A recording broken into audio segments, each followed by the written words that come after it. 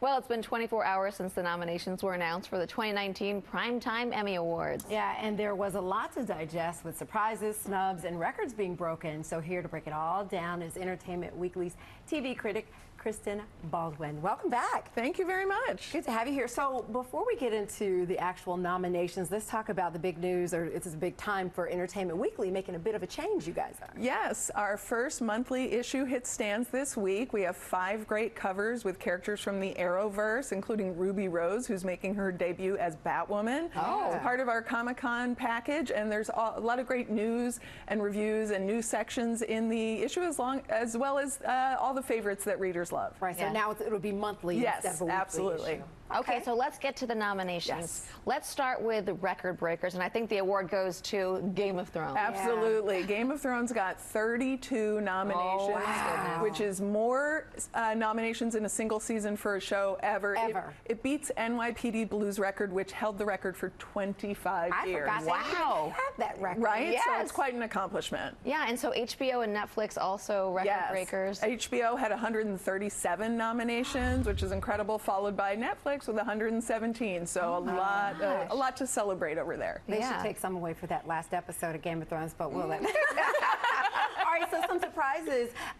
for the amount of nominations that When They See Us got. Why is that so surprising? You know, When They See Us, which was Ava DuVernay's limited series about the Central Park 5 and the Jogger case, it was a real late entry. It was May 31st, and so, you know, it just met the cutoff. And what was surprising is how many acting nominations it got. It really dominated in the supporting acting categories. And also, Jarrell Jerome, who plays Corey Wise, he's so good. He got a lead actor nomination. It's his first nomination, so that's really incredible. Really, because it was such an ensemble cast. Yeah. So that's interesting. You know, Niecy Nash and Vera Farmiga and John Leguizamo, like across the board, there were a lot of great actors who got nominated.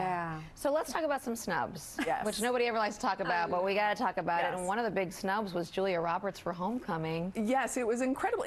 Everyone thought she's a lock, and I think maybe what happened is all the voters were like, "Oh, she's definitely going to get it, so I'm going to throw my vote to somebody else who needs it more." And maybe so many voters did that she didn't get it. Amazon's Homecoming is a great show. She was fantastic in it, and she was pretty funny about the snub. She posted something on social media. Yes, because she got an alert saying she was one of the major snubs along with George Clooney, and so she said, "Well, I'm in good company." That's good company. So let's talk about some first-time nominees this time around. Amy Adams. Yes, Amy Adams for Sharp Objects, but she's just one of many. We've got Hugh Grant for A Very English Scandal, which was so good, and he was really good.